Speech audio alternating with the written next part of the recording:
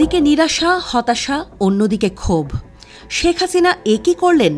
ভারতের বহুদিনের সাজানো বাগান নিজ হাতেই শেষ করে দিলেন তাদেরই মিত্র হাসিনা। কথা ভেবে হয়তো ভারত ঠক ঠক করে কাঁপছে। যদিও দিল্লি থেকে শীত এখন বিদায় নিচ্ছে, তবুও চিন্তায় হিম হয়ে ঝিম ধরা মাথায় মোদি আসন্ন উত্তাপ উপভোগ করতে পারছে না। তার গা এখনও কাঁপছে।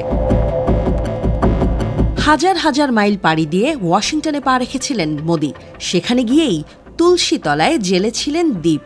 মানে ভারতীয় গণমাধ্যমের দাবি মতে তুলসী গ্যাবার্ড হিন্দু ধর্মে বিশ্বাসী, তিনিই এখন মার্কিন গোয়েন্দা প্রধান। তার মানে তিনি ভারতের অনুকূলেই কাজ করবেন, ভারতকে আলাদা সুবিধা দেবেন। সেই আশা থেকেই হয়তো হতাশার মরু ডিঙিয়ে মোদি আমেরিকায় নেমেই সাক্ষাৎ করেছিলেন তুলসীর সাথে। ঘটা করে সামাজিক যোগাযোগ মাধ্যমে সেই বৈঠকের কথাও প্রকাশ করেন তিনি। তবে ফল হয়নি। মার্কিন প্রেসিডেন্ট ডোনাল্ড ট্রাম্প তাকে হতাশ করেন। পানির আশায় হাজার হাজার লিটার জ্বালানি খরচ করে ওয়াশিংটন যাওয়া মোদি কেবল পেলেন মরীচিকা ছল। মোদির সফর সফল হয়নি, উল্টো বাংলাদেশ পরিস্থিতি তাকে বিপদে ফেলে। ভারতীয় সাংবাদিকদের বাংলাদেশ বিষয়ক প্রশ্নের জবাবে ট্রাম্প জানান, বাংলাদেশের সরকার বদলে আমেরিকার কোনো হাত নেই। তিনি উল্টো মোদির দিকেই দায় ঠেলে দিয়ে বলেছিলেন, এ বিষয়ে নরেন্দ্র মোদি বহুদিন ধরে কাজ করছেন। উটো চালে ধরা খেয়ে মোদি সেই সময় বাংলাদেশ প্রসঙ্গ এড়িয়ে যান। সোজা কথা বলতে শুরু করেন ইউক্রেন প্রসঙ্গে। তবে ভারতের পররাষ্ট্র সচিব জানিয়েছিলেন, ট্রাম্পের সাথে বৈঠকে বাংলাদেশ নিয়ে কথা বলেছেন মোদি। আমেরিকায় সুবিধা করতে না পেরে সে সময়ও ভারতের পররাষ্ট্র সচিব বাংলাদেশের সাথে সুসম্পর্ক চাওয়ার কথা বলেছিলেন। তবে ভারত কোনোভাবেই বাংলাদেশ হাতছাড়া হয়ে যাওয়ার বেদনা ভুলতে পারছে না।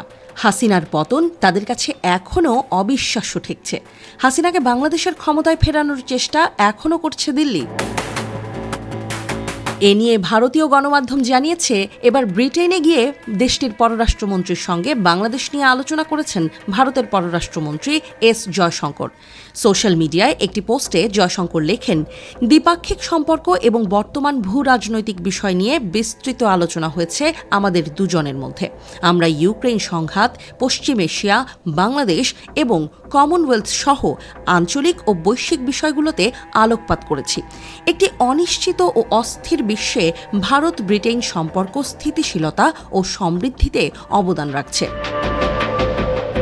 যদিও বাংলাদেশ বিষয়ে কি কথা হয়েছে সে বিষয়ে বিস্তারিত কোনো তথ্য দেয়নি জয়শঙ্কর। তবে ভারতীয় গণমাধ্যম হিন্দুস্তান টাইমসের প্রতিবেদনে বলা হয়েছে, 2024 সালে শেখ হাসিনা ভারতে আসার পরে সেখান থেকে ব্রিটেনে যেতে চেয়েছিলেন।